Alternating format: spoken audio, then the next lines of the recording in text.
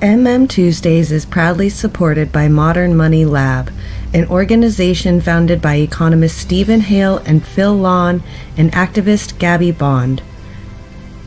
Modern Money Lab and Torrens University are running online graduate courses in MMT and Ecological Economics from September this year.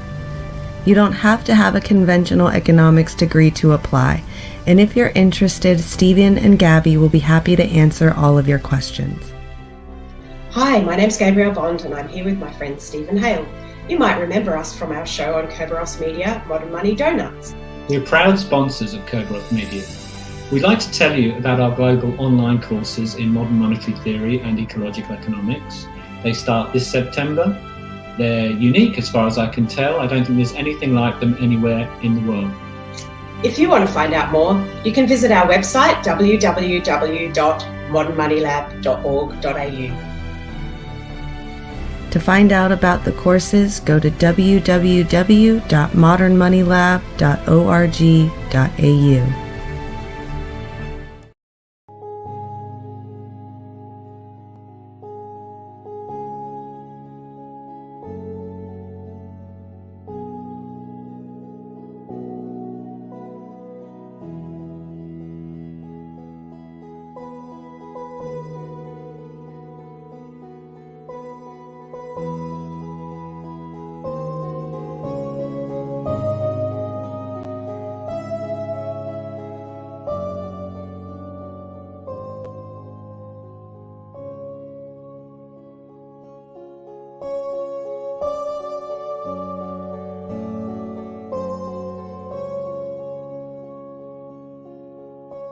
Now, it's time for Modern Money Doughnuts with Stephen Hale and Gabrielle Bond. Hi everyone, and welcome to Modern Money Doughnuts, a show about modern monetary theory and ecological economics. My name's Gabrielle Bond. I'm the organiser for the Sustainable Prosperity Action Group, and I'm also a director at Modern Money Lab. And I'm here with my co-host, Stephen. Hello, I'm Stephen Hale. I'm Adjunct Associate Professor at Torrens University here in Adelaide, and I'm also an economist at Modern Money Lab. So in Australia, if you're listening in Australia, today is a public holiday, you'll know it's Australia Day, but it's also Invasion Day or Survival Day for Aboriginal and Torres Strait Islander people. I want to acknowledge today that we're on stolen land, and I want to pay my respects to elders past, present and emerging. I'm here on Kaurna land in the Adelaide city. Stephen, whose land are you on? I'm on the land of the Paramank people in the Adelaide Hills. So our guest today, I'll just quickly introduce him. Our guest today, Phillip Lawn, was recently made an adjunct professor at Torrens University, Australia. He's a former associate professor in the business school at Flinders University and currently also a visiting lecturer at the University of Adelaide. Phil is also a research scholar at the Global Institute for Sustainable Prosperity and a member of the Wakefield Futures Group of Concerned Scientists. Professor Lawn, our friend Phil, founded the International Journal of Environment, Workplace and Employment in 2004, and he served as a founding editor of the journal until 2009. Phil is one of the main developers and promoters of the Genuine Progress Indicator, also known as the GPI, which as an indicator of social well-being, and Phil is one of Australia's leading ecological economists. So we're very pleased to have him on our show today.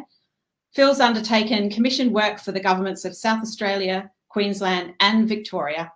He's published many peer-reviewed research papers, including in A-star rated academic journals, and written or edited several important books relating to the principles and policy aspects of sustainable development, most notably his 2016 book, Resolving the Climate Change Crisis, the Ecological Economics of Climate Change. Wonder if we can bring in our friend and esteemed colleague, Phil Lawn. Yeah, let me just say something while we're doing that. You might remember that in our first show, we explained we're living well beyond some of our planetary boundaries, particularly relating to climate change. Phil, is climate change the issue or is it something more fundamental?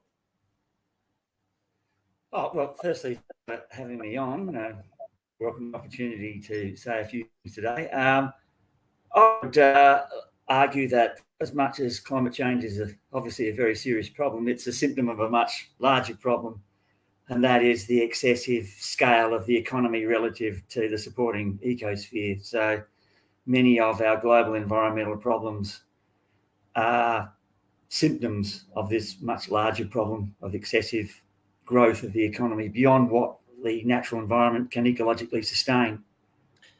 So maybe we can put the second slide up. So dealing with climate with climate change, you just can't deal with it as a separate problem. You have to deal with the underlying cause of the problem, as is the case with global environmental problems. Could we perhaps put the second slide up, Shane? Not the first one, which has got Phil's picture on. If we can move to the second one. Could you explain this picture for us, Phil? This relates to what you were just talking about, I think. Oh, okay. So this is work that has been undertaken for some time by the Global Footprint work, and they established an indicator of the ecological footprint. What is the ecological footprint? It essentially measures the land area required to provide the resources to absorb waste and provide the key ecosystem services to support the economy.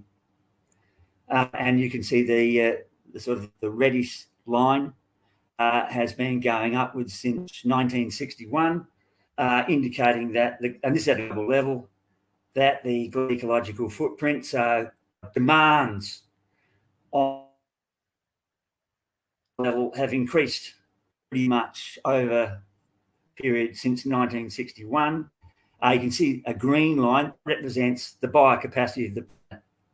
So where it says 1 year on the horizontal axis, that's one. We've only got one Earth to provide or supply or provide the land area in order to generate the resources, absorb waste, provide ecosystems on an ongoing basis. So the biocapacity green line represents sustainable supplies of resources and the capacity to absorb waste.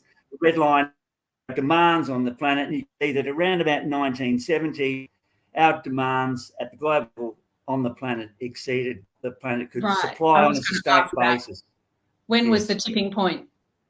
1970, according to the Global Footprint Network. So you might ask, how can the ecological footprint exceed biocapacity?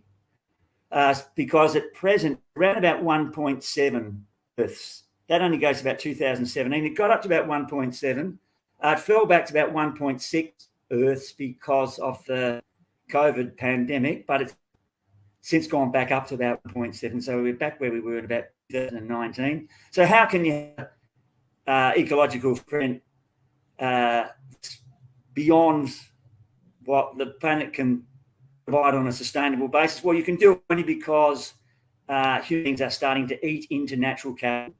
So a forest can provide trees on an ongoing basis forever, so long as you extract or harvest timber no greater than the forest can grow timber, regenerate. If you start harvesting beyond the generation rate of the forest, you're not only consuming income, you start consuming the capital of the forest itself. And you can keep doing that, but you can't do that forever. What we're doing is essentially only consuming the income generated by natural capital, but we're eating into the stock natural capital.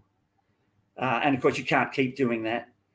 0.7 Earth that really represents it's telling us that if we were to require resources and absorb, and generate waste that are absorbed by the natural environment, and of course enjoy services provided by natural environment, key ecosystem service on an ongoing basis, given at the rate at which we're using resources and generating waste now, do that on an ongoing sustainable basis, we would need 1.7 Earths, and we've only got one. In a sense, that means the resource demands and the waste generated to sustain the economy, the global economy at its current scale, is ecologically unsustainable. So we're well beyond, we're in overshoot. As some folks in Global Footprint Network referred. And it's because of that overshoot that that's the underlying cause of our global environmental problems, including climate change. So hopefully just moving towards renewables won't be enough. We have to have the technical capacity to move toward renewables, but what we have to do to move towards renewables would still be at a scale that can be ecologically sustained. I might just usefully summarise a little bit, because although it's fine for the show, your internet connection isn't all that good, Phil. So we were dropping out, or at least it was dropping out for me a little bit there. But what Phil was saying, I think, is that we are far from living sustainably at the moment, and we've been far from living sustainably, and increasingly far as a planet since 1970. We mentioned some of the sustainability principles that people like Herman Daly have explained in the past in a previous show. So that means we're emitting waste more quickly than the environment can safely absorb it. It means we're using renewable resources more quickly than they can be renewed. It means we're using non-renewable resources more quickly than they can be replaced. And these people at the Global Footprint Network, they're not jokers. They are a variety of very highly credentialed Earth system scientists. And what Phil was just saying is that we are now, according to these guys, 70% beyond our global planetary boundary in terms of our impact on the planet, and that this cannot be sustained for very long without having a severe impact on our ability to provision ourselves on this planet in the future. If I could ask you, Phil, we obviously then need to move back within our biocapacity, and we need to do it quite quickly. But we need to do that in a way which maintains people's existing quality of life and even improves it. Is there a useful indicator or guide that policymakers could be looking at to help them when it comes to moving us towards a future which is both sustainable and providing people with a good quality of life? Yes. Let me just point out, from a sustainability point of view, no economic indicator can tell you where the economy, whether we're talking at the global level or the national level, is with respect to the capacity. That's the maximum sustainable scale of the economy. You need the local indicators, and of course but of course, once you've perhaps brought the scale of the economy back to within that is ecologically sustainable, which an economy that virtually doesn't exist, to one that is at the maximum sustainable scale, so the range of scales you can operate at, you then have to ask the question, what's the most appropriate scale? And an indicator that's very useful as a guide in terms of where you perhaps should operate within zero and the maximum sustainable scale is the genuine progress indicator, the GPI. Could we have the next slide, Sharon? Just while Phil's talking about that. This is a slide from a presentation that Phil did last year. Don't worry about the 2011 at the top there, but perhaps, Phil, you could explain how the genuine progress indicator does what you were just saying, and something about how you go about estimating the genuine progress indicator for countries, and maybe why it's a more useful indicator than gross domestic product, which everyone's heard of. Right. Well, let me just say something about the GPI and what it is, because there's a lot of misunderstandings about the GPI. A lot of people would see some of those items. There's some benefit and cost items. So you estimate the dollar value for these items, and you quite easily subtract the cost items from the benefit items to come up with the bottom line figure for the GPI, which you can see down the bottom there, as opposed to GDP, which just simply adds things up. So if economic activity, whether it's beneficial or whether it's detrimental, it doesn't matter. It's just all added up together. But a lot of people will look at those items and say, well, I think there's something else that perhaps should be in there that is an indication of people well-being. Well, let me just say from the beginning that the general progress indicator is not designed to measure our total welfare. It's not meant to include everything. What the genuine progress indicator attempts to do is to measure the contribution that economic activity makes towards our well-being. Okay. Mother Nature. That's a very good distinction, isn't it? Yeah. Yeah, so Mother Nature provides all these services anyway. I guess you could probably say that human beings are dissatisfied with just the services provided by Mother Nature. You don't want to sit on a wooden log because it's not comfortable. So things like education and arts and community building. Just that we have like a wooden chair. Wooden chair is far more comfortable to sit on the wooden log.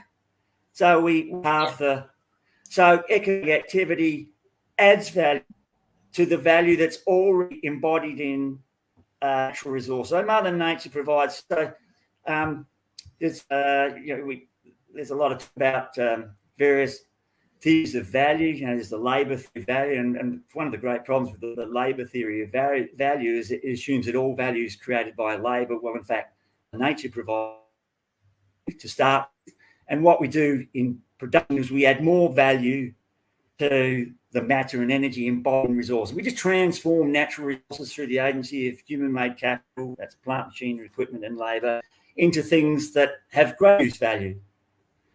But of course, much as that adds value, it's beneficial, it comes at a cost. The way we organise ourselves leaves some people unemployed, do other social problems, so we need to track those costs from the economic benefits generated by adding value through production. And of course, we sacrifice some environmental value. So cut down a tree, even if we do it on a sustainable basis, there's some loss of ecosystem value. And so, of course, if we do it unsustainably, that's a significant cost. So, economic activity adds value, provides benefits, comes at a cost. And what the GPI attempts to do is to measure the difference between the benefits and costs. And ideally, operate at a scale where the difference between the two is at a maximum. You don't have to be exactly at, is sometimes referred to as the optimal scale, but somewhere around it. That's the desirable scale. And that's likely to be much smaller than the maximum sustainable scale. So you don't really want to be right at the ecological precipice. You want to be somewhere much with a scale of economic activity much smaller than that. And GPI can help us to determine what that appropriate scale is. Phil, you've calculated the GPI for every country in the world. Is that true? Well, not quite. Close. I'm in a position to be able to do it. I just need some funding to be able to do it. But I've done it for about a dozen countries. Really well for about 4. So the template exists for me to do that. And of course, then I'd be able to calculate it at the regional level, also at the local level. That's very exciting. Yes, I think when I was looking at your bio, you had done a calculation for South Australia, which is where we are. And that is actually available from our Modern Money Lab website, modernmoneylab.org.au. And if you go to, I think it's resources, there is, it's one of our working papers on our website. So anybody can go and have a look at that. Please, make it available if you want to have a read. So would it be fair to say that gross domestic product, which everybody is still obsessed with and policymakers focus on and are terribly scared if it ever falls and people start talking about a recession, that is just a measure of the total amount of spending on goods and services produced in an economy over time?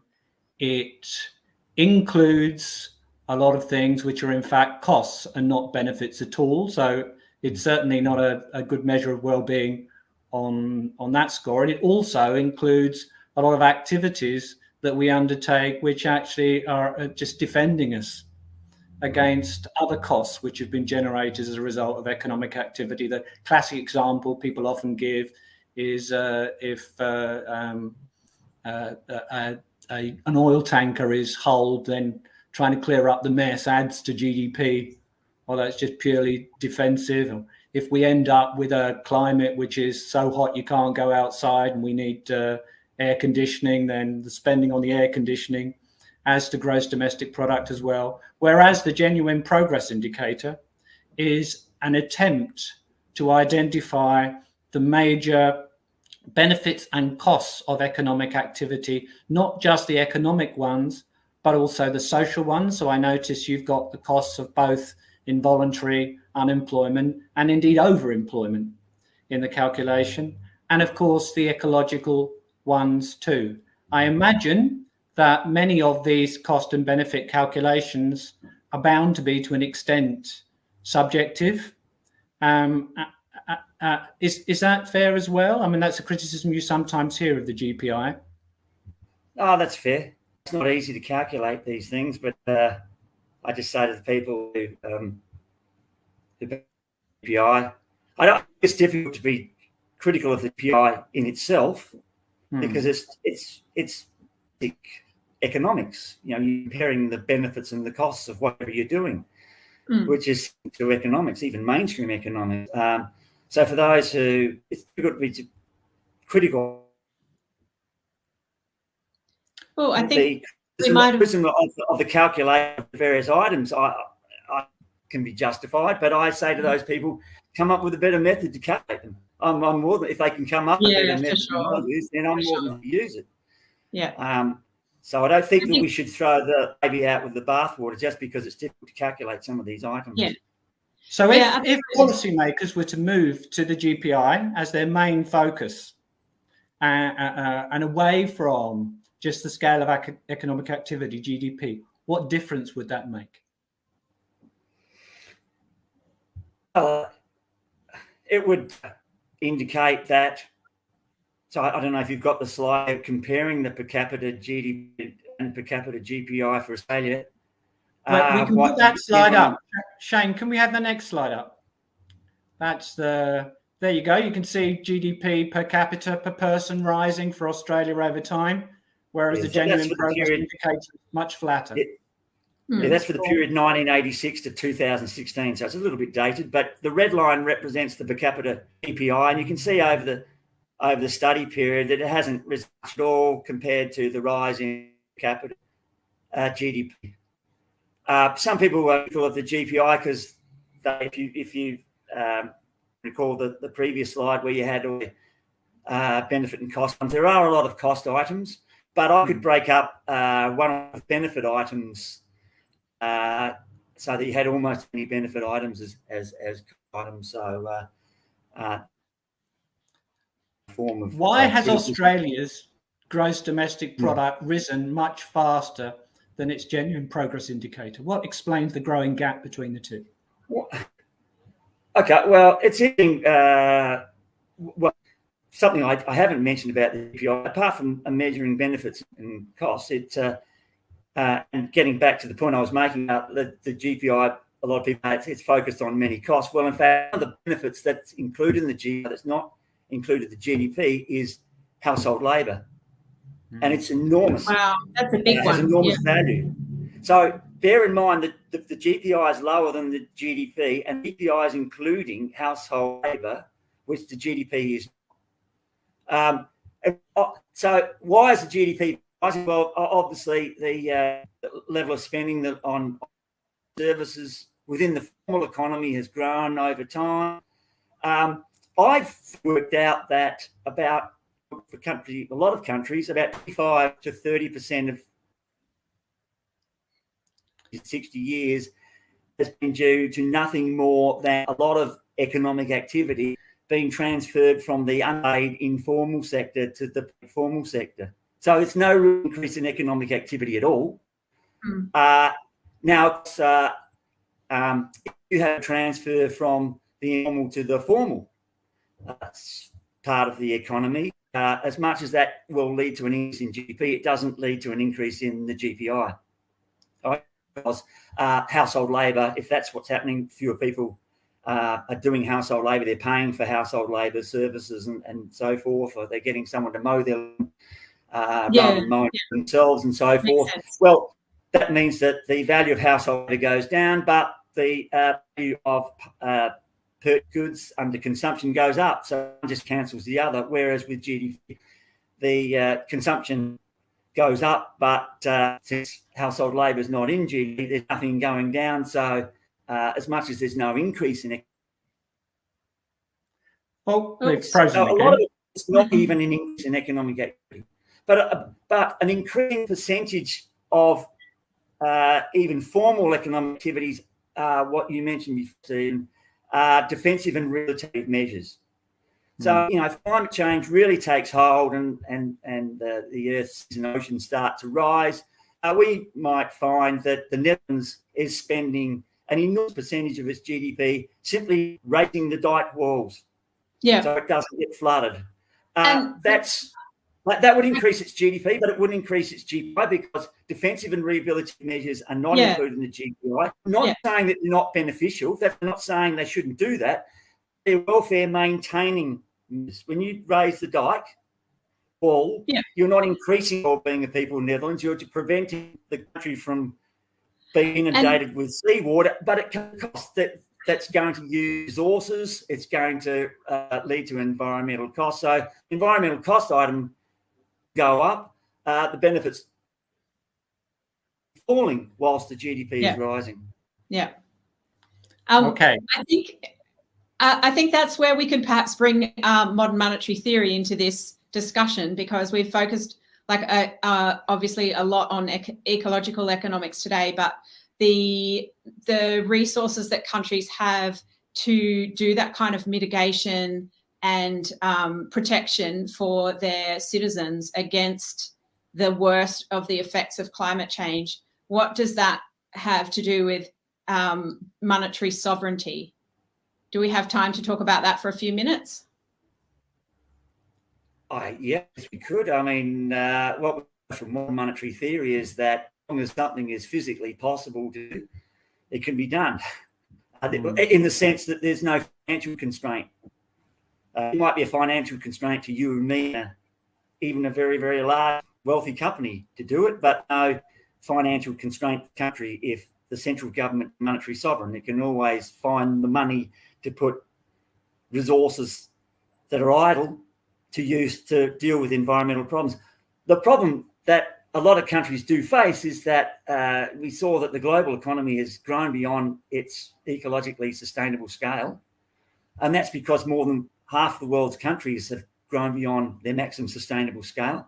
So the great difficulty that some of those countries have is that they need to allocate more resources to deal with these problems at a time when they're already using resources beyond what can be ecologically sustained. So they're going to have to make some pretty tough decisions. They're going to have to take resources away from trivial things, producing less junk.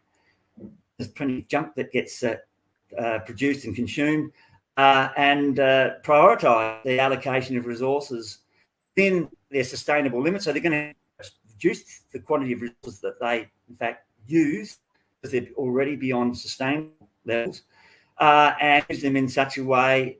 And so we're probably going to see if you use the GI and the ecological footprint as a way of guiding the physical scale of the economy and trying to keep it within logical limits, it will force a country to use resources more prudently.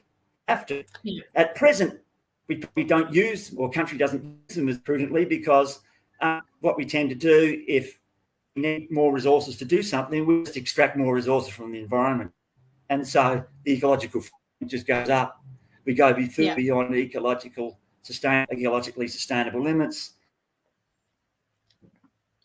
As an activist, I would love to see a campaign to replace the GDP with the GPI. I think that would be just absolutely transformative.